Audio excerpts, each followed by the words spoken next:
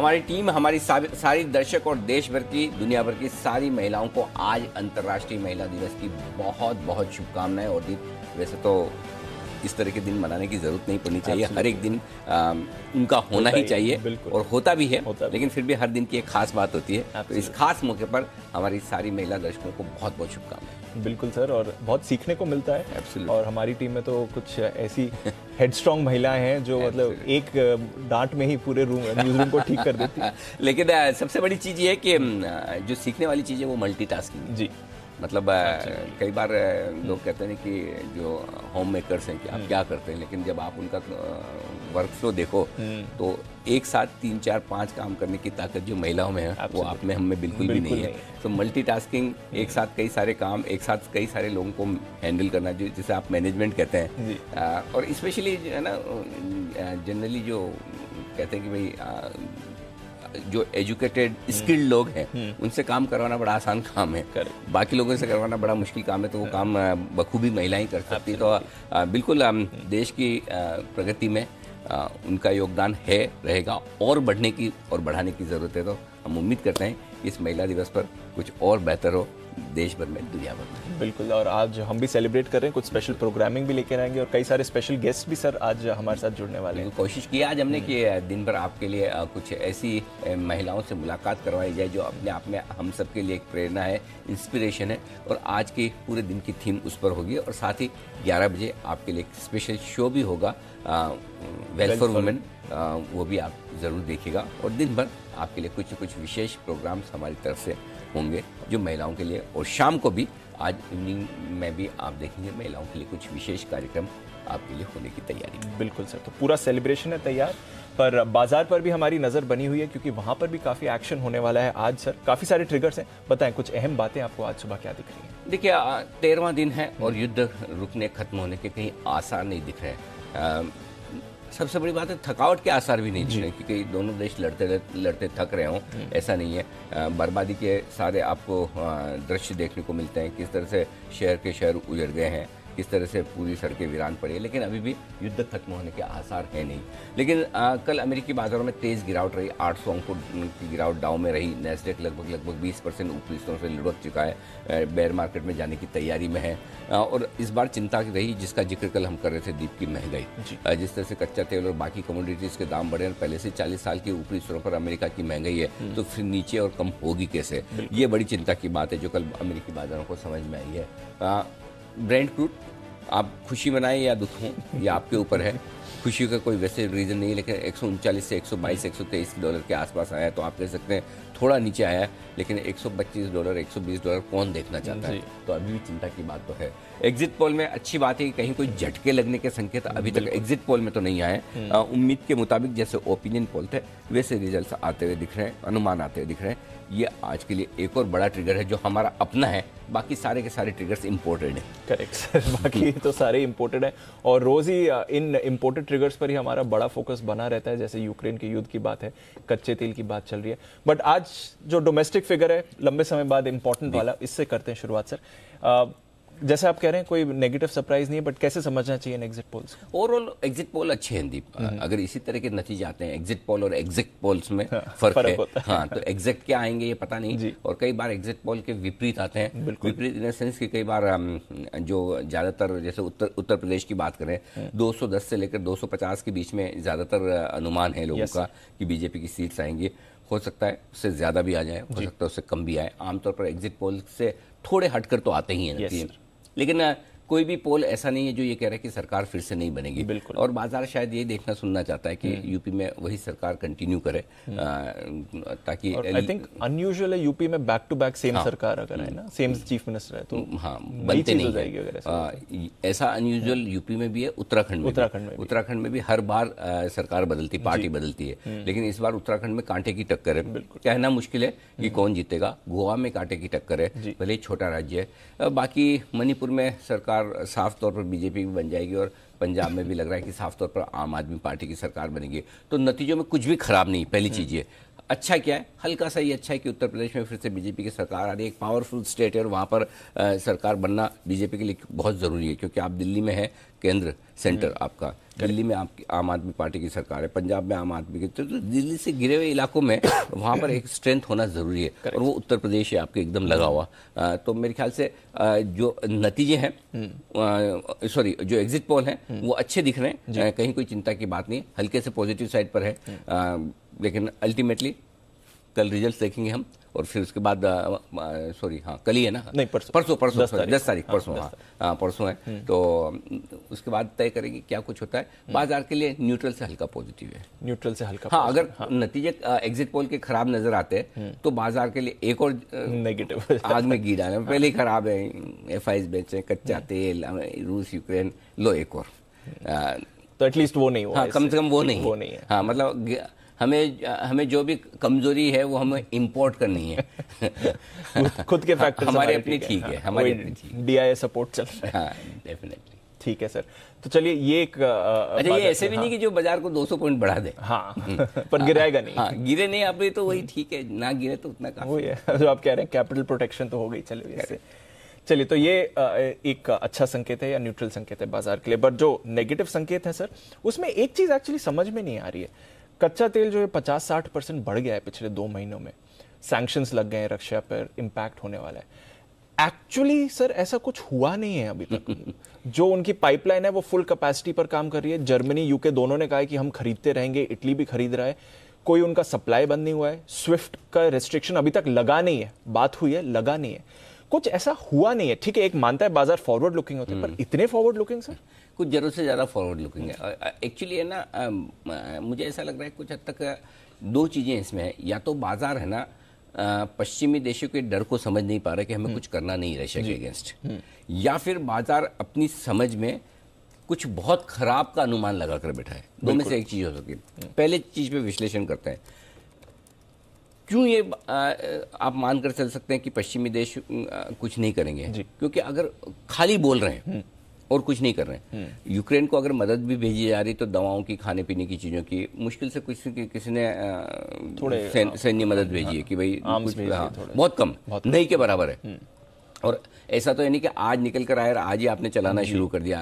कहीं से भी आर्म्स आते हैं, खुलते हैं, टेस्ट होता है, ये होता है, उसके बाद जाकर आप, ऐसा तो है नहीं कि केला लिया छिला खाया, वैसा काम थोड़ी है। ये युद्ध लड़ने वाला काम है, और किस तरह की हथियार आपके पास आते हैं, उनको कैसे चलाना है, मतलब बहुत सारी प्रोसेस होती है, राइट। सो ये सब खाली कहने के लिए मदद। एक्चुअली क्या है, सारे पश्चिमी देशों की पोजीशन ऐसी कि बोल बोल के डराओ जी, मैं तुझे देख लूंगा, मैं तुझे देख लूंगा टाइप्स। अब वो क्या है, सामने वाले को पता है तुम क्या देख लोगे, रशिया का हाल वैसे ही, तुम क्या देख लोगे मुझे, और इसलिए वो अड़ा हुआ है, रोज आगे बढ़ रहा है, रोज तबाही कर रहा है, लेकिन किसी से कुछ नहीं हो रहा। क्यों? सबसे बड़ी प्रॉब्लम क्या है, सबके अपने अपने वेस्टेड इंटरेस्ट है, ठीक है। क्यों? फ्रांस को उनसे तेल चाहिए, पूरे यूरोप को ऑयल एंड गैस और तेल चाहिए। उनको पता है आज जब हमने इनसे सप्लाई बंद नहीं की तो $130-40 है, अगर जिस दिन सप्लाई बंद कर दी $200 हो जाएगा आराम से, करेक्ट। सो आप $140 $130 अफोर्ड नहीं कर पा रहे, $200 कहां से अफोर्ड करेंगे? उनकी इकोनॉमी खराब होगी तब होगी, आपकी पहले खराब हो जाएगी, करेक्ट। तो एक प्रॉब्लम तो वो है। दूसरी प्रॉब्लम है सैंक्शंस वगैरह की बात जो हो रही है, या स्विफ्ट से निकालने की बात हो रही है, वो भी अभी तक कुछ नहीं किया, नहीं हुआ है। क्यों नहीं किया? क्योंकि सबको पैसा लेना भी तो है। बिल्कुल, अगर आपको पैसा लेना है, आप कर देंगे तो ठीक है भाई। अगर मुझे आपको पैसा देना है और आप ही ने मेरा बैंक अकाउंट फ्रीज करवा दिया, मैं बोल दिया आप नहीं करवाए, मैं क्या करूं, कहां से दूं? करेक्ट, है ना। ये वैसा ही हाल है। सो सबके अपने अपने इंटरेस्ट आड़े आ रहे हैं, और ऐसे अपने इंटरेस्ट में उनको जो इंटरनेशनल पोजीशनिंग और पोस्चरिंग करनी है, वो ये दिखाना, देखो हम रूस के बहुत खिलाफ है, हम ये कर देंगे, हम वो कर देंगे, हम ऐसा करेंगे, वैसा करेंगे, कर कुछ नहीं रहे। और इसीलिए रूस का जो क्या कहना चाहिए कि वो गुस्ताखी कह दें, जोश कह दें, उनका उत्साह कह दें, जो शब्द है, अगर आप रूस के फेवर में तो जोश उत्साह बोलेंगे, अगेंस्ट में तो गुस्ताखी और वो बोलेंगे, वो बढ़ती जा रही, और आगे से आगे बढ़ रहे हैं, और वो साफ कह रहे हैं कि हम तो पूरा कंट्रोल करके ही मानेंगे, बिठा कर मानेंगे। सो आई थिंक एक पोजीशनिंग वो है। दूसरी पोजीशनिंग जो है वो दीप है कि अगर आप लगा देते हैं, अगर आप कच्चे तेल के और बाकी कमोडिटीज के दाम देख रहे हैं, तो वो दाम इस वक्त एक्सट्रीम वॉर की तरफ इशारा कर रहे हैं, कि इसका मतलब क्लियर कट है कि एक बार ये कोशिश कर रहे हैं समझाने की देख रहे हैं किस लेवल तक आता है। अगर नहीं मानेगा तो फिर पश्चिमी देश, अमेरिका, नेटो वगैरह मिलकर एक्शन लेंगे और उस एक्शन के वक्त दाम ये हो सकते हैं।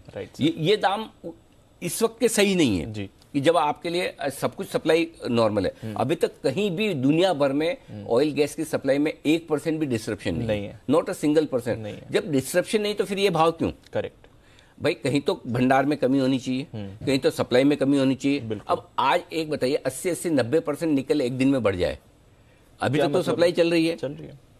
इसका मतलब क्लियर कट है कि कमोडिटीज मार्केट कहीं न कहीं ये प्रेडिक्ट करने की कोशिश कर रहे हैं कि सिचुएशन आगे चलते हुए और खराब होगी। और खराब होने का मतलब है कि अब फाइनली अमेरिका, नेटो, ब्रिटेन वगैरह पश्चिमी देश एक एक्शन रूस पे जरूर लेंगे, वो ये भाव है। लेकिन प्रॉब्लम यहाँ दूसरी है, अगर एक्शन लेते तो क्या यही भाव टॉप है? नहीं, इसका जवाब है ना। इसका जवाब है ना। एक दिन में देखिए निकल के सप्लाई नहीं कम होती, खत्म होती, और एक दिन में डिमांड नहीं बढ़ती। ये जो 70-80% भाव बढ़ने की बातें हैं, ये पूरा का पूरा डर है। और डर इस बात का है कि रशिया जब तक कर रहा है तब तक तो ठीक है, लेकिन रशिया के सामने मजबूत देश आकर लड़ना शुरू करें तो फिर ये यूक्रेन वर्सेस रशिया नहीं रहेगा, Russia versus rest of the world हो जाता है। करेक्ट। वो सिचुएशन खराब हो सकती है और मुझे लगता है वही सबसे बड़ा डर कमोडिटीज मार्केट में है। और उसी डर की वजह से सोना मजबूत है, उसी डर की वजह से रोज 500, 700, 800 पॉइंट की रन रेट से दाव गिर रहा है। बिल्कुल। तो सिचुएशन ठीक नहीं है। हमें बहुत जल्दी इसका क्लाइमेक्स चाहिए। जितना ज्यादा चलेगी किसी भी तरफ हो, लेकिन वो क्लाइमेक्स चाहिए, खत्म चाहिए। हम द एंड की तरफ जल्दी पहुंचे, वो सबके लिए ठीक है। समझ गया।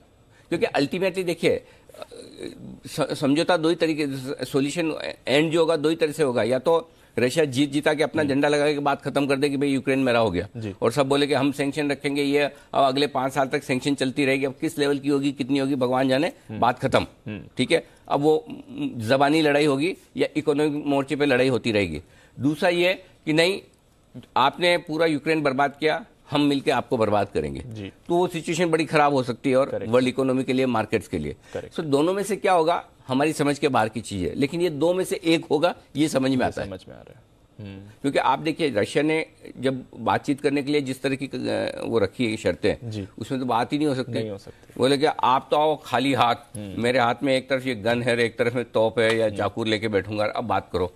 कैसे बात होगी? आवाज ही नहीं निकले सामने की, है ना। सो ये तो वो तो वैसे ही कह रहा है कि भाई मैं तो पूरा हथियारों से लैस हो गया हूँ, आप ऐसे हाथ हिलाते हुए आइए अब शांति की बात करते हैं। मेरे टर्म्स पे, मेरी टर्म्स पे। तो इसलिए पता नहीं मामला लंबा खिंचता हुआ दिख रहा है। उससे ज्यादा नेक्स्ट स्टेप क्या होगा, नेक्स्ट खबर क्या होगी, अंदाजा लगाना बहुत मुश्किल काम है। बिल्कुल। ऐसे आपने प्राइजेस की बात करी, रशिया ने आज एक स्टेटमेंट दिया है कि अगर यूरोप ने हमारा सप्लाई रोक दिया तो $300 हो जाएंगे प्राइसेस। अब अभी तो जो आप बात $300 रशिया का क्या है? मैं तो घर से ऑफिस पैदल आऊंगा।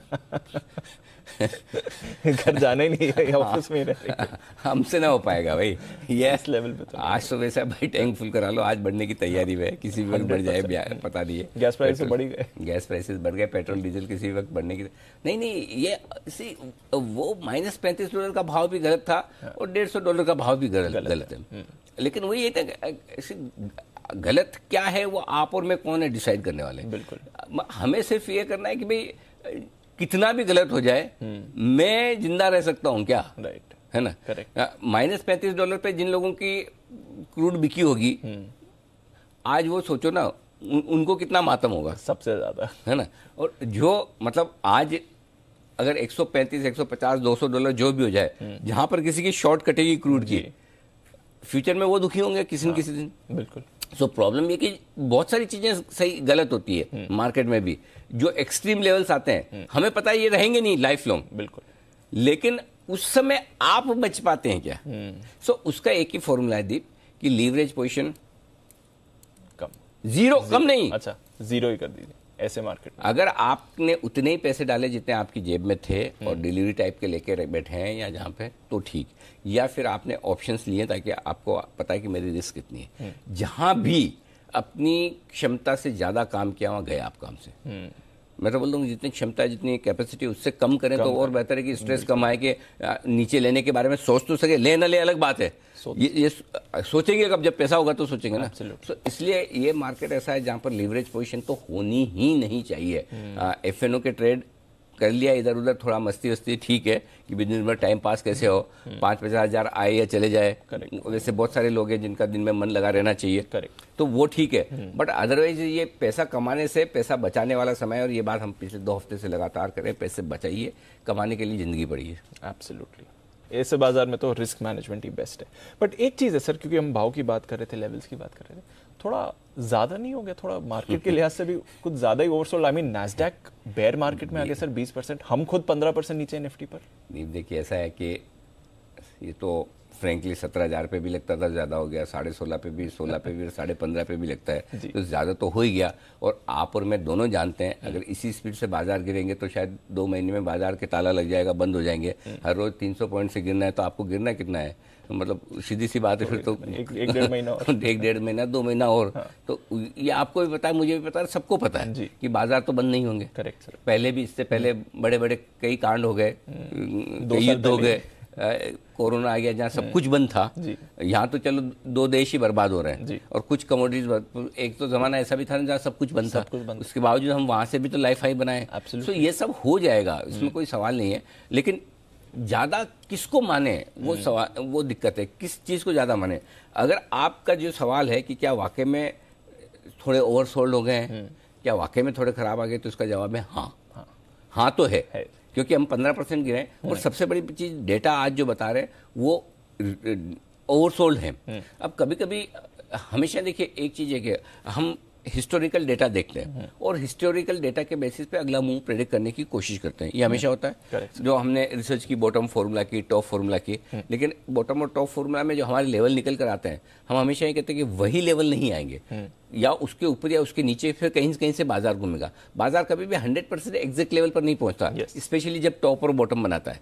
करेक्ट। सो अब इस सिचुएशन में क्या है, अगर आज आप देखें तो पुट कॉल रेशियो एकमात्र पॉजिटिव ट्रिगर है आज के लिए घरेलू फंड के अलावा, कि पुट कॉल रेशियो आपका निफ्टी पर ओवरसोल्ड है, कोई डाउट ही नहीं है, लगभग 0.69, जो 0.7 के नीचे ओवरसोल्ड हो जाता है। बैंक निफ्टी पर 0.43 का पुट कॉल रेशियो है। सो इसमें कोई डाउट नहीं है, निचले स्तरों से आपको शॉर्ट कवरिंग मिलेगी। अब वो शॉर्ट कवरिंग 16,700 से 15,700 से मिलती है, 15,600, 15,500 से मिलती है, ये कहना मुश्किल है, लेकिन मिलेगी। तो शॉर्ट टर्म में 100% बाजार ओवरसोल्ड है, एक रिकवरी के लिए तैयार है। अब आपको डिसाइड ये करना है कि उस रिकवरी को प्ले करने के लिए ट्रेड कर तेजी का करना है माफ कीजिएगा, या फिर उस उछाल में बिकवाली करनी है। और अगर दोनों ही करने में मुश्किल आए तो फिर सिर्फ देखिए, समझिए, जानिए। लेकिन हाँ, आपके सवाल का आसान जवाब ये कि हाँ ओवरसोल्ड है, एक हल्की रिकवरी बनती है। अब वो इसमें 2 चीजें हैं, जब एक्सट्रीम सिचुएशन में होती है तो ओवरसोल्ड में भी डीप ओवरसोल्ड हो सकते हैं। सर। और उस एक्सट्रीम सिचुएशन में जो रिकवरी आती है वो रिकवरी वी शेप वाली बड़ी ना हो, छोटी हो सकती है, यू शेप टाइप की, या अगर आए तो भी सस्टेनेबल कम हो। वो पॉसिबिलिटी है, लेकिन वो होगा। आज के दिन में एक रिकवरी दिखनी चाहिए निचले स्तरों से, और वो लोअर लेवल पकड़ना ही मुश्किल काम है कि क्या 15,700 कल का लो है, वहीं से रिकवर हो जाएंगे या थोड़ा और नीचे जाके होंगे, ये आगे वक्त बताएगा, देखते हैं। चलिए एक बार रिकवरी आने दीजिए, फिर उस पर ज्यादा और चर्चा करेंगे। बट हाँ, ओवरसोल्ड है, एक रिकवरी के आसार बाजार में दिख रहे हैं। और कैसे आसार है सर आज के ट्रेड के? ये सब ग्लोबल संकेत तो नेगेटिव साइड पर है दीप, उसमें मतलब कोई सोचने वाली बात है नहीं। एफआईज के संकेत भी नेगेटिव है, सुपर नेगेटिव। क्या कर रहे हैं ये लोग, समझ में नहीं आता। इतने मतलब इतना तो डाला भी नहीं है सर, जो निकाल रहे हैं, निकाल कहाँ से? नहीं समझ में नहीं। हमारा नहीं बेच रहे, चिंता हमारे डीमैट अकाउंट के शेयर सेफ है। नहीं, अब एक्चुअली देखिए दीप, कई लोग कहते हैं कि ये ETF की या फिर रिडम्पशन बेस्ड सेलिंग, मुझे नहीं लगता। देखिए, रिटेल इन्वेस्टर्स पूरी दुनिया में एक जैसे होते हैं, जी ठीक है, बिल्कुल। ये व्यू बेस्ड सेलिंग नहीं है कि कोई रिटेल इन्वेस्टर, मुझे बताओ, रिटेल इन्वेस्टर, अगर इंडिया का रिटेल इन्वेस्टर पैसा नहीं निकाल रहा है तो बाहर का भी नहीं निकालेगा। ठीक है, थोड़ा कम ज्यादा हो सकता है, एक अलग बात है। आई थिंक ये फंड मैनेजर्स की व्यू बेस्ड सेलिंग है, और व्यू ये है कि पहली चीज, जो ब्याज दरें बढ़ने वाले सिनेरियो में उन्हें इमर्जिंग मार्केट्स में रहना नहीं होता। दूसरी चीज ये कि अभी भी इमर्जिंग मार्केट्स में और अमेरिका के मुकाबले में हमारा प्रदर्शन कम खराब है। और तीसरा ये कि अगर उन्हें लगता है कि करेंसी हमारी लगातार कमजोर होने के आसार है कच्चे तेल की वजह से, तो फिर 4-5% हम करेंसी में लॉस करें, 5-7% हम मार्केट में लॉस करें, 10-12% का नुकसान अगर मेरे पोर्टफोलियो में हो तो मैं आज क्यों ना बेच दूं। ये पूरी कहानी है एफआईज की बेचने की। तो उसी वजह से बिकवाली हो रही है। इस बिकवाली में दो चीजें इंपॉर्टेंट है। पहली चीज 7,500 करोड़ की रन रेट है, ये भी मानकर चलिए कि रोज इस रन रेट से नहीं बेचेंगे। दूसरी बात 2008 से कंपेयर मत करिए, कल भी हम बात कर रहे थे 2008 में 1,01,000 करोड़ की बिकवाली की थी। आज आप 1,10,000 करोड़ से ज्यादा की बिकवाली 2022 में देख रहे हैं। लेकिन 2008 में जो 1,01 करोड़ की बिकवाली थी वो कम इन्वेस्टमेंट पे थी। तब हमारे मार्केट इतना डीप नहीं थे, तब एफआईज का इन्वेस्टमेंट इतना ज्यादा नहीं था, तब इतनी कंपनियां ही नहीं थी। हमारे बाजारों का मार्केट कैप ही नहीं था। तो आज और उसमें बहुत फर्क है। अगर आज 3 लाख करोड़ बेचे इस साल, तो आप 1 लाख करोड़ से कंपेयर करो। हमारा मार्केट 3 गुना से ज्यादा बड़ा है उस वक्त, उससे ज्यादा इतना इन्वेस्टमेंट है। सो इसलिए ठीक है, एब्सोल्यूट नंबर में मत जाइए। ऐसे डरेंगे, चिंता करेंगे, दुखी होंगे तो हमारे पास मतलब ये रीजन की भी जरूरत नहीं। आप अपने मन से वैसे ही हो सकते हो, उसके लिए आपको मार्केट देखने की भी जरूरत नहीं है। Correct sir. ऐसा थोड़ी जो लोग मार्केट में पैसा नहीं लगाते वो दुखी नहीं है। दुखी तो वो भी है, जिनको दुखी होना हो तो अपने अंदर से वैसे ही हो सकते हैं। सो इसलिए हाँ, मतलब इसलिए चिंता मत करिए। एफआईज बेचने दो, जितना बेचना है ठीक है, कहाँ कोई फर्क नहीं पड़ता। शॉर्ट टर्म ठीक है, सारी चीजें हैं, हर एक का अपना अपना व्यू है। लेकिन मुझे लगता है कि प्योरली उनकी व्यू बेस्ड बिकवाली इसी वजह से कि उनको लगता है कि एक इमर्जिंग मार्केट्स वीक है, दूसरा उनको लगता है कि बैलेंस शीट गड़बड़ा सकती है कमोडिटीज के दाम की वजह से देश की, तीसरा ये कि करेंसी वीक होती दिख रही तो करेंसी का नुकसान नहीं लेना चाहते हैं, इस वजह से। और एक चीज समझ लीजिए, जिस दिन लेने आएंगे तब वो लेने भी ऐसे ही आएंगे। हाँ, फिर तो किसी भी लेवल पर। देखो दीप के क्या होता है, एक कॉमन इन्वेस्टर में और एक फंड मैनेजर में ये बड़ा फर्क है। ये फंड मैनेजर की खूबी और खासियत भी है और यही कमजोरी भी है। खूबी और खासियत ये कि फंड मैनेजर दिल पे पत्थर रख के अगर लगता है कि मार्केट और नीचे जाएगा, नुकसान होगा, कट बेच देंगे पोजीशन बेरहमी से, कॉल ले लेंगे कि भाई ठीक है मुझे पता है यहाँ से 20-30% और जा सकता तो कोई बात नहीं, लॉस भी हो रहा है। वो एक आम रिटेल इन्वेस्टर नहीं कर सकता। और यही नेगेटिव भी है कि भाई वो किसी भी लेवल पर बेच के चले जाते हैं क्योंकि उनका खुद का पैसा नहीं है, दूसरे का है। खुद का हो तो किसी से बिकता नहीं है। तो रिटेल इन्वेस्टर की यही प्रॉब्लम, खुद का इसलिए नहीं बिक पाता। यही उनका फंड मैनेजर उनके पोर्टफोलियो में जो उन्होंने स्टॉक ले रखे वो बेच देता, वो चलता है, लेकिन खुद से नहीं बिकेगा। तो दोनों के अपने अपने फायदे नुकसान है। लेकिन ठीक है, मेरे ख्याल से ये माहौल भी रुक जाएगा, थम जाएगा थोड़े दिनों में। ठीक है सर, चलिए बाकी संकेत। हाँ, तो एफआईज हम डिस्कस कर ही चुके। 7,500 करोड़ की कैश में बिकवाली। कल के आंकड़े परसों के मुकाबले में ज्यादा खराब है, ये बता दूं, क्योंकि 1750 करोड़ के इंडेक्स फ्यूचर्स भी बेचे कल। इंडेक्स में तगड़ी शॉर्टिंग हुई है और 720 करोड़ के स्टॉक फ्यूचर्स भी बेचे। तो इन दिनों में सबसे गंदे आंकड़े, खराब आंकड़े कल के। हाँ, घरेलू फंड ने 5,330 करोड़ की अपनी कैपेसिटी के हिसाब से खरीदारी की। थैंक यू वेरी मच, भगवान आपको पैसे देते रहे।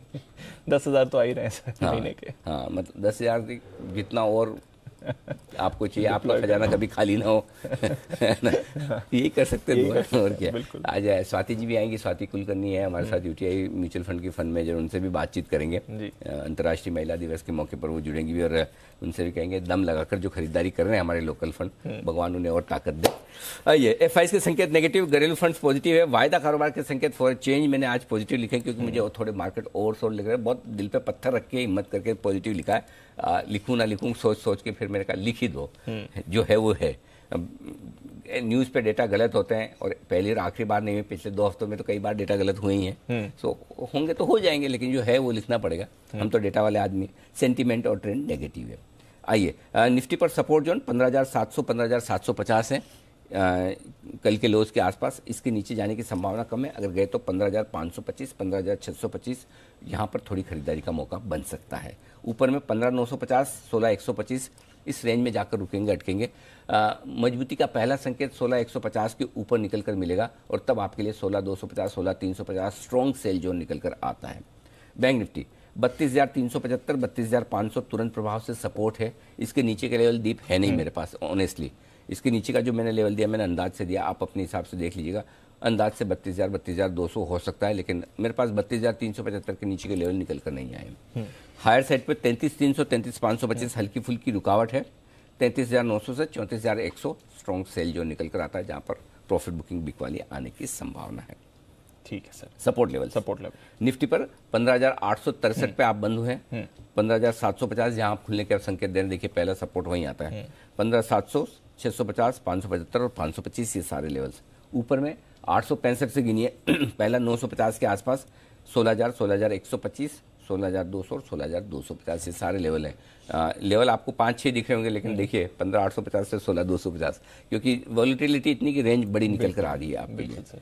बैंक निफ्टी 32,800 के आसपास आप बंद हुए हैं, 32,871। पहला सपोर्ट 32,500 है आपका, 32,375 कल का लो है, 32,200, 32,050 के आसपास। इसके नीचे के लेवल्स मेरे पास है नहीं, हो सकते हो लेकिन मेरे पास है नहीं, मैं देना भी नहीं चाहता। ऊपर की तरफ 33,000 पहली हल्की फुल्की रुकावट है, 33,300, 33,400 छोटे लेवल्स हैं, 33,525 भी छोटे मान के चल रहे, बड़े वाले में 33,900, 34,100 और 34,400 निकल कर आता है बैंक निफ्टी पर। ये सारे लेवल्स हैं।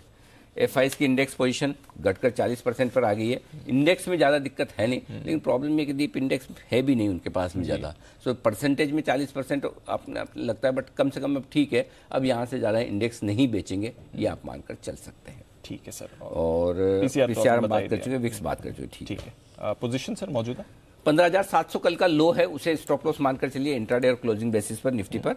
और बैंक निफ्टी पर भी कल का लो है 32,375 का, उसके थोड़ा सा नीचे 32,350 का स्टॉप लॉस मानकर चलें निफ्टी पर, बैंक निफ्टी पर इंट्राडे और क्लोजिंग बेसिस पर। शॉर्ट साइड पर अगर आप हैं, स्टॉप लॉस आपको दूर के मिलेंगे, मेरे पास कोई और ऑप्शन है नहीं। 16,025 छोटा स्टॉप लॉस है, बड़ा स्टॉप लॉस 16,250 का होता है। एक्चुअली 16,133 के ऊपर निकलने पर आपको मजबूती का पहला संकेत आता है, तो या तो वहाँ रखें, लेकिन क्लोजिंग बेसिस पे 16,250 का निकल कर आता है, यहाँ से 400 पॉइंट दूर है, थोड़ा स्टॉप लॉस नज़दीक का मिल नहीं रहा। ठीक है, बैंक निफ्टी 33,600 ये आपके लिए स्टॉप लॉस है, ये भी दूर का है। आप देखिए 500 पॉइंट दूर, 700 पॉइंट दूर का है स्टॉप लॉस, 700-800 पॉइंट, कोई ऑप्शन है नहीं दीप, बड़ा दूर स्टॉप लॉस आ रहा है। क्लोजिंग का तो और भी दूर है 34,100, जो कि करीबन 1200-1300 पॉइंट दूर का है। अगर आपको छोटा स्टॉप लॉस चाहिए, आप अपनी सुविधा के हिसाब से अपने रिस्क लेने की ताकत से लगाएं। डेटा में इससे बेहतर स्टॉप लॉस मुझे मिला नहीं। मैं क्या करूँ, अब जो है वो है। Correct sir. अब इतना अगर आप 1,500-2,000 पॉइंट रोज गिरेंगे, 500-400 पॉइंट रोज मूव आएगा, तो स्टॉक लॉस नजदीक का कैसे मिल सकता है? आपके जो लेवल्स है ना, लोएस्ट टू हाईएस्ट में 2,500 पॉइंट्स का गैप आ रहा है। आप देखो कल 2,000 का तो मूव आ ही गया था ना, रोज 1,000-1,500 तो नॉर्मल सी बात करना ही पड़ेगा। और कल को क्या कुछ भी चीज ऐसी आ जाए एकदम से घूम जाए, मैंने लेवल, कम से कम मेरा पॉइंट ज्यादा है क्या है कि आपकी तैयारी रहनी चाहिए। लेवल आए नहीं आए वो इम्पोर्टेंट नहीं है, आए तो मतलब भाई वही वाला है ना कि आप एग्जाम में पढ़ के खाली ऐसे थोड़ी डिसाइड करते मैं ये 10 ही सवाल पढ़ के याद करके जाऊंगा। पढ़ने तो सारे पढ़ेंगे ना, आए तो ठीक, नहीं आए तो कोई बात नहीं, जो आया वो करो। करेक्ट है ना, सेम अपने ऐसे हिसाब है, क्या आएगा ये थोड़ी पता है, ये पता होता तो फिर 2 ही लेवल दे देते, बात खत्म, तैयारी पूरी कर फिर तो खत्म ना। तो क्या आएगा पता नहीं, जो आएगा आएगा, देखा जाएगा, नहीं आया हमारी पढ़ाई पूरी होनी चाहिए, कोर्स पूरा कवर करो, सिलेबस पूरा कवर करो। हाँ वही तो मुश्किल होता है। कौन सा टेस्ट पेपर क्या होता है वो की, संजीव की हमारी की आती थी एक की, आप लोग नहीं पढ़े? नहीं। अच्छा पढ़े ही नहीं हो? पढ़े हैं ऐसे वाले नहीं पढ़े। एक की बोलते थे हम, उसमें वो पासबुक टाइप आती थी, इसमें ना क्वेश्चन आंसर रहते थे। जिन लोगों को शॉर्टकट में पास होना होता था, पिछले कुछ सालों के 35-40 नंबर वालों के जो है ना, उनके लिए वो होती थी। हमारे लिए पूरा स्टडी मटेरियल होता था, थप्पी लगा के पूरा का पूरा, उसका पिलो लगा के सो, रात को अंदर बहुत ज्ञान जाता है। सीएम हम बोलते थे, एक शुक्ला अग्रवाल की अकाउंट्स की बुक आती थी, इतनी जाड़ी, तो बोलते कि पूरी पढ़नी पड़ती थी। हाँ पढ़नी तो पड़ती थी, कहाँ से कौन सा है, और फिर हम कहते थे इसका पिलो लगा के सो तो बहुत अंदर घुसेगा रात को। वैसा हाल है, पैसिव लर्निंग, एग्जैक्टली, वाइब्रेशंस। चलिए, तो ये तो बात हुई निफ्टी की। आइए अब नई पोजीशन सर, शॉर्ट पोजीशन की हम बात कर ही चुके हैं, बराबर। नई पोजीशन, एग्रेसिव ट्रेडर्स खरीदना चाहें निफ्टी तो खरीदने की रेंज 200 पॉइंट की बड़ी रेंज है, थोड़ी सी समझ के देखिएगा। आपको खरीदना है 15,525, 15,725 की रेंज है। 15,525 पे ले सकते हैं, 625 पे ले सकते हैं, 725 पे ले सकते हैं, टुकड़ों टुकड़ों में आप लीजिए अगर लेना चाहते हो तो। स्टॉप लॉस 15,475 का होगा, टारगेट 15,850, 900, 950, 16,125, 16,200 ये टारगेट है आपके लिए जिनके लिए करनी है खरीदारी। आज लेवल्स कम है, बहुत ज़्यादा नहीं आ रहे, लेकिन दूर दूर के हैं, आज ये फ़र्क है। जो लोग बेचना चाहते हैं, अब बेचे कहाँ पर ये समझ नहीं आ रहा है, लेकिन जो रेंज मुझे ठीक दिख रही है 16,125 से आप मूड बना सकते हैं बेचने का। 16,250 तक बेचिए अगर मौका मिलता है तो। स्टॉप लॉस 16,350 का स्ट्रिक्ट लगा लीजिए। नीचे के टारगेट डीप बनेंगे 16,950, सॉरी 15,950, 15,900, 15,875, 15,800, 750 और 725 ये है टारगेट जिनके लिए ऊपर में आपको बिकवाली करने का मौका देखना चाहिए। कल नहीं दिख रहे थे लेवल ऐसे, तो मैंने कल दिए नहीं जी। आज मुझे समझ में आ रहा है तो इसलिए मैंने दे दिया। एग्रेसिव ट्रेडर्स बैंक निफ्टी जो खरीदना चाहते हैं एक ही जगह है, इसके नीचे की जगह मेरे पास है नहीं, लेना तो लें, इसके नीचे जाए तो बिल्कुल न लें, और ये स्टॉप लॉस ट्रिगर हो जाए तो 101% बेच दे, 101%। लेते ही स्टॉप लॉस लगा देना, ताकत है तो, नहीं तो लेना मत। 32,375 32,525 की रेंज में एक छोटा सा चांस ले सकते हैं, छोटी क्वांटिटी का बैंक निफ्टी का। नीचे का स्ट्रिक्ट स्टॉप लॉस होगा 32,200 का, और आपको और छोटा लगाना तो 32,350 का ही लगाओ, इतना दूर का ही मतलब। हाँ, मुझे लेके पैसा तोड़ने में रिस्क रखनी नहीं है, तो 32,200 का स्टॉप लॉस होगा। टारगेट ऊपर का 32,850, 37,000 दो छोटे टारगेट, 33,300, 33,400 और 33,525 ये मीडियम टारगेट, 33,900 और 34,100 फाइनल टारगेट, जिसके लिए बैंक निफ्टी में आप खरीदारी कर सकते हैं। और इसी रेंज में हायर पे आपको बिकवाली भी करनी चाहिए, 33,900 से 34,100 की रेंज में। यहाँ स्टॉप लॉस थोड़ा दूर का है, 400 पॉइंट ऊपर है 34,500 का, इसके पहले का स्टॉप लॉस मुझे मिला नहीं। सो चाहे तो आप 34,400 तक भी बेच सकते हैं। स्टॉप लॉस 34,500 ही रखना पड़ेगा, अगर करना है तो करें, ना तो ना करें।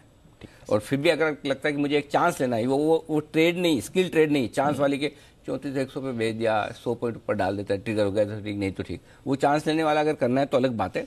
अदरवाइज 34,500 का स्टॉप लॉस, नीचे का टारगेट जो बनेगा आपका वो बनेगा 33,525, 33,400, 33,300, 33,000, ये तो हो गए 33,000 के ऊपर के टारगेट। अब 33,000 के नीचे के टारगेट 32,875, 32,700, 32,500 और 32,375, ये सारे टारगेट हैं जिनके लिए बैंक निफ्टी में भी आप थैंक यू वेरी मच बिकवाली कर सकते हैं।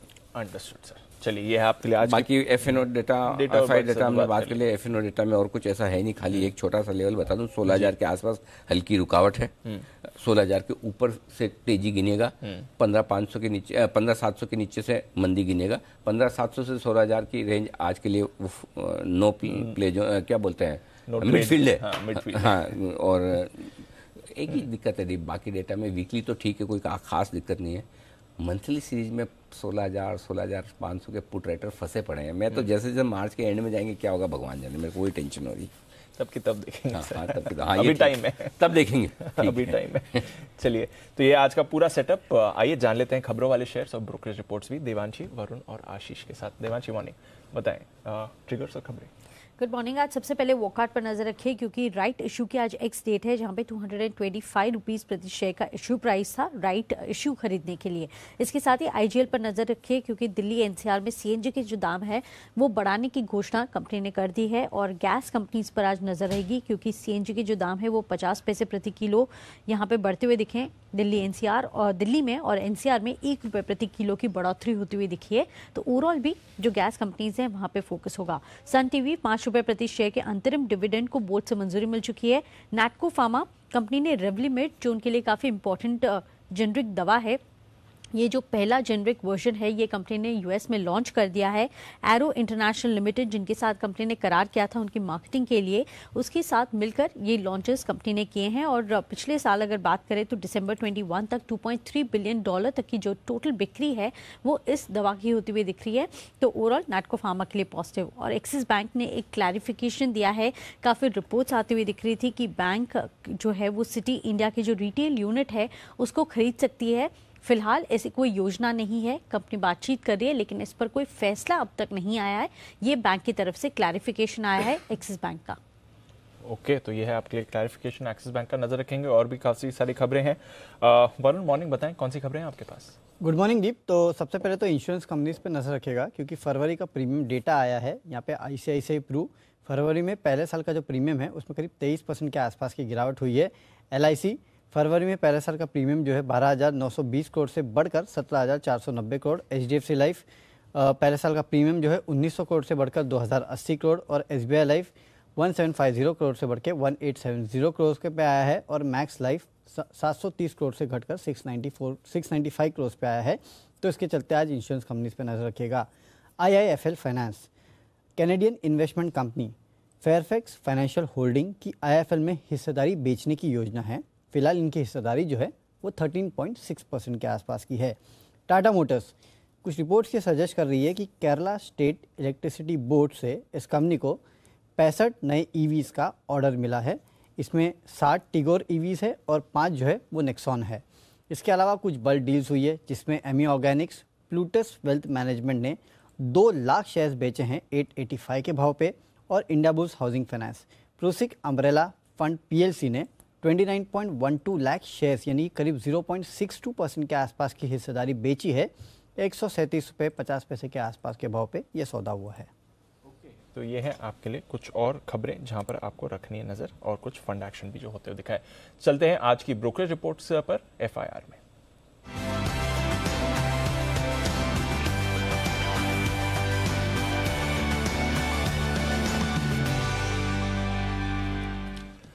मॉर्निंग आशीष, बताएं आज की रिपोर्ट्स के बारे में। Good morning Deepanshu. सबसे पहले अगर आप देखें तो हीरो मोटोकॉर्प यहाँ पर मॉर्गन स्टैनली की तरफ से रिपोर्ट आई है। अंडरवेट की रेटिंग को बरकरार रखा है। 1937 रुपए के लक्ष्य के लिए 2198 की जो है कल की क्लोजिंग है।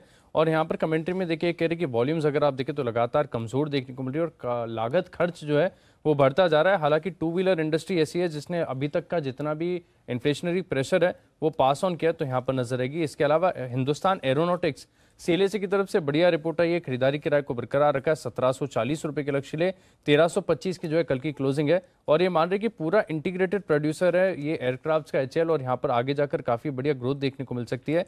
अभी तक मान रहे कि इनकी जो ईपीएस है 15% CAGR से कंपाउंड हो रही है, तो पूरा भरोसा जो है एचएल पर बना हुआ है। एसबीआई लाइफ यहाँ पर नोमेरा की तरफ से रिपोर्ट आई है। खरीदारी किराए को बरकरार रखा है। ऊंचा लक्ष्य दिया है 1029 की कल की क्लोजिंग है। 1625 रुपए का लक्ष्य दे रहे हैं।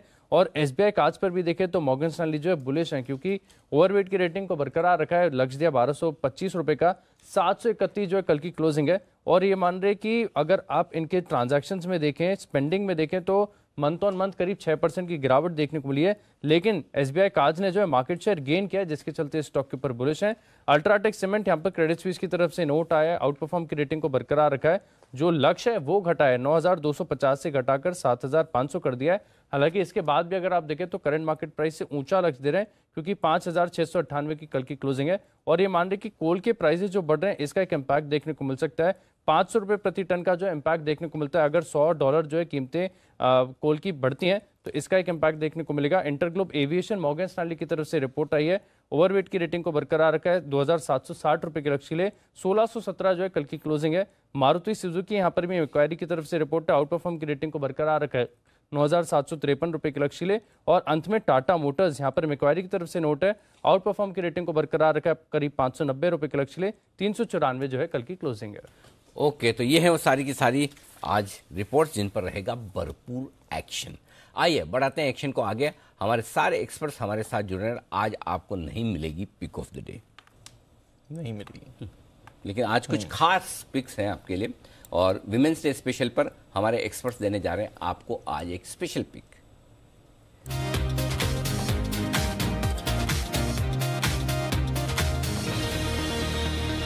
आइए विमेंस डे पिक की शुरुआत करते हैं बंसल जी के साथ। बंसल जी, सुप्रभात।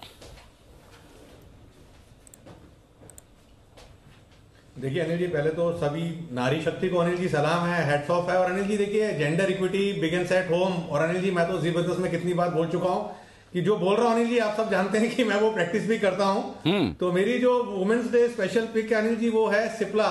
सिप्ला पर खरीदारी की राय है। फार्मा के अंदर देखें तो करेक्शन चल रही है, बट सिप्ला में एक रिलेटिव आउट परफॉर्मेंस है। मेरी राय में तो ये है कि 6 से 8 महीने का नजरिया बना के सिप्ला में निवेश करना चाहिए। और अगर कोई स्टॉप लॉस लगा के करना चाहता है तो 925 का स्टॉप लॉस है, 968 का टारगेट है। सिप्ला है मेरा वुमेन्स डे स्पेशल पिक। चलिए सिप्ला में करें खरीदारी, ये है राय बंसल जी की तरफ से। और बंसल जी, आपने कहा कि आप जानते हैं कि जो आप कहते हैं वो आप प्रैक्टिस करते हैं, फॉलो भी करते हैं। तो मैं इसमें बहुत साफ कर दूं कि ऐसा मैं कुछ नहीं जानता, मुझे इस बारे में कुछ भी नहीं पता। बंसल जी जो कह रहे हैं पता नहीं वो प्रैक्टिस करते नहीं करते। बंसल जी, आपके पास एक ही ऑप्शन है, या तो आप पर्सनली मुझे ऐसा कोई वीडियो भेजें, ऐसा मुझे विजुअल सबूत भेजें जिससे मैं मानूं कि आप ऐसा करते हैं। और अगर सारे दर्शकों को दिखाना चाहे तो इससे बढ़िया क्या बात हो सकती है। कोई ऐसा वीडियो डाल दें सोशल मीडिया पे, हम मान लेंगे, आगे से सवाल नहीं उठाएंगे। लेकिन अभी मैं इस बात से साफ इनकार करता हूं कि मुझे ऐसा पता है कि जो बंसल जी कहते हैं वो घर पे करते भी हैं, तो इस पर विचार कीजिएगा। आइए कुणाल जी, सुप्रभात, बताएं सर। अनिल जी, सबसे पहले अनिल जी सभी लोगों को विमेंस डे की मेरी ओर से हार्दिक शुभकामनाएं। और अनिल जी, सबका मुंह मीठा करने के लिए Anil ji women's day pick है बलरामपुर चीनी। बलरामपुर चीनी अनिल जी बड़ा ही जबरदस्त चार्ट है। कल हमने देखा कि शुगर स्टॉक्स में बड़ी जबरदस्त तेजी बन रही थी, तो मुझे लगता है अनिल जी आज भी और पूरे सप्ताह शुगर स्टॉक्स आउट परफॉर्म करेंगे। कमोडिटी प्राइसेस वैसे भी बहुत तेजी से बढ़ रहे हैं।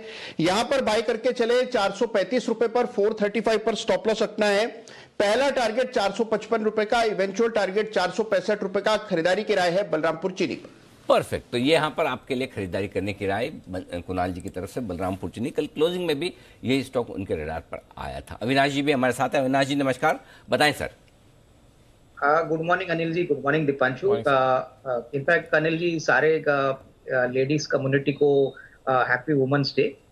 मेरा जो आज का वुमेन्स डे का स्पेशल पिक है वो रिसेंटली लिस्टेड फुटवेयर स्टॉक है जिसका नाम है मेट्रो ब्रांड्स। कंपनी ने बहुत ही अच्छे नंबर्स Q3 में दिए हैं। मैनेजमेंट की कमेंट्री भी काफी अच्छी है और इस स्पेस में हमको लग रहा है कि बहुत ही बड़ी ग्रोथ अपॉर्चुनिटी है। इनफैक्ट अभी भी अनऑर्गेनाइज शेयर का जो मार्केट शेयर है वो काफी सिग्निफिकेंट है। तो ऑब्वियसली आने वाले 2-3 सालों के लिए ग्रोथ मोमेंटम काफी स्ट्रांग रहेगा। और ब्रांडेड स्पेस में बहुत चुनिंदे कंपनीज है जैसे कि मेट्रो है, बाटा है, रिलैक्सो है। तो मेट्रो ब्रांड्स मुझे लग रहा है कि काफी अट्रैक्टिव लेवल पे आया है। जिनको लंबी अवधि के लिए ये शेयर खरीदना है अच्छी तरह से डेफिनेटली यहाँ पे एक्यूमुलेट करे। हमको लग रहा है कि साल भर की अगर हम बात करें तो करीबन 600 रुपया का नियर टर्म का टारगेट बन सकता है क्योंकि नंबर्स अच्छे हैं और आने वाले दिनों में जैसे जैसे कोविड की केसेस कम होंगे, नॉर्मल सी आएगी, तो डेफिनेटली जो ऑफलाइन सेल्स है वहां पे अच्छी बढ़ोतरी आएगी। तो मेट्रो ब्रांड्स मेरी तरफ से।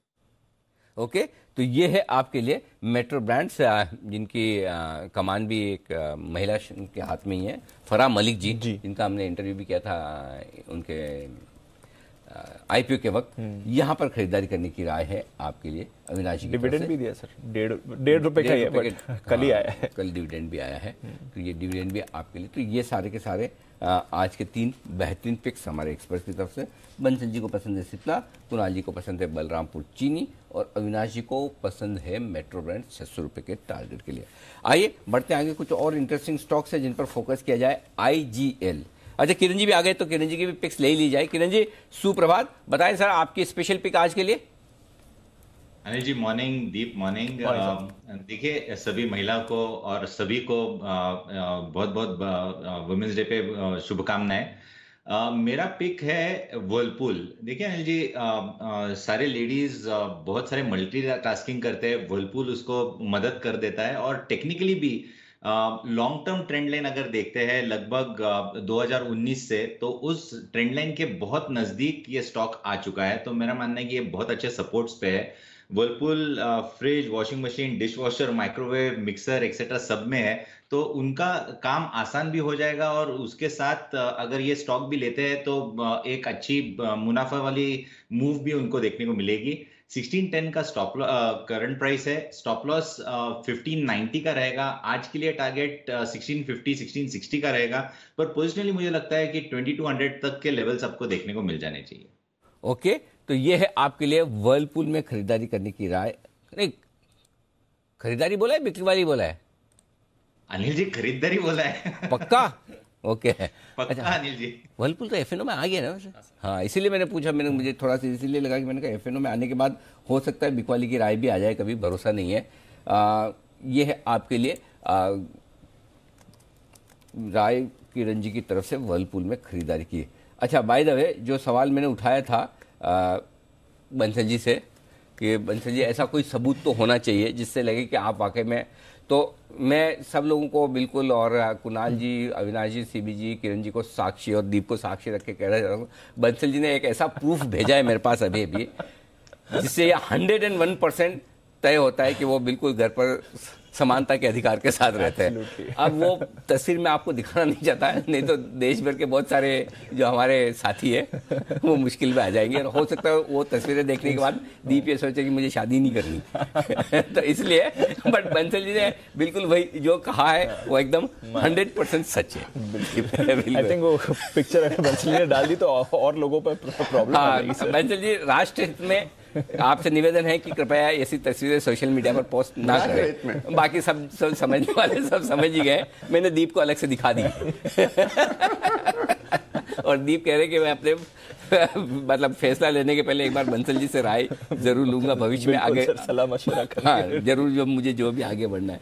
आइए, सिमी जी भी हमारे साथ तैयार है। सिमी जी, हमारे एक्सट्रीम पैनल की एकमात्र महिला सदस्य आप हैं, आपको विशेष बधाई इस दिवस की। और देखिए एक चीज बताऊं आपके, हमारे पैनल पे 4 चांदी तब लगती है जब सिमी जी साथ में होती है। जो सिमी जी की मुस्कुराहट है, जो बात करने का तरीका है और जो सबका दिल जीत लेती है। तो सिमी जी आप ऐसे ही खुश रहें, स्वस्थ रहें, मस्त रहें। बहुत बहुत शुभकामनाएं, बहुत बहुत बधाई आपको महिला दिवस की। और बताइए आज की आपकी पसंद की pick. Very good morning Anil ji, very good morning Deepanshu. एक तो सबसे पहले शुक्रिया, आज के दिन आपने मेरे विश किया मुझे और बहुत रेस्पेक्ट देते हैं आप, इसलिए भी मैं खुश हूँ।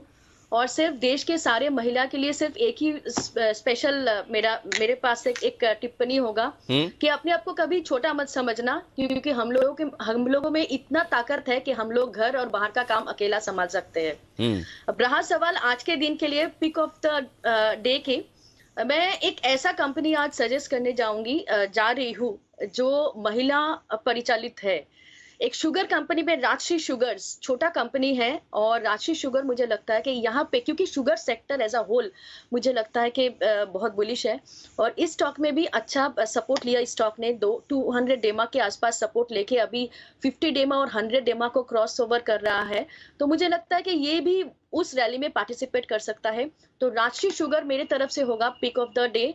और मुझे लगता है कि जो टारगेट्स मैं दे रही हूँ वो आज के आज हासिल नहीं होगा, थोड़ा सा लंबी अवधि के लिए खरीदना पड़ेगा।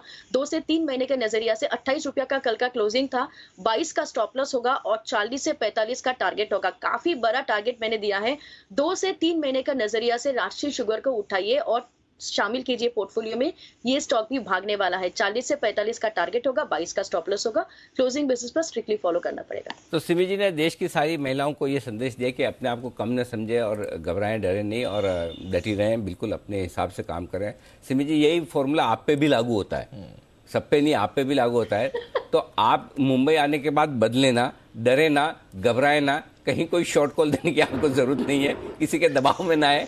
आप पहले की तरह ही हमेशा कमजोर बाजार में भी तेजी के सौदे ढूंढती रहे, आपको भी डरने की जरूरत नहीं। बाकी सारे पैनलिस्ट एक आध को छोड़ दे, सब आपके साथ हैं, चिंता न करें। बिल्कुल ठीक है, ओके। अब सुमित जी भी है हमारे साथ तैयार।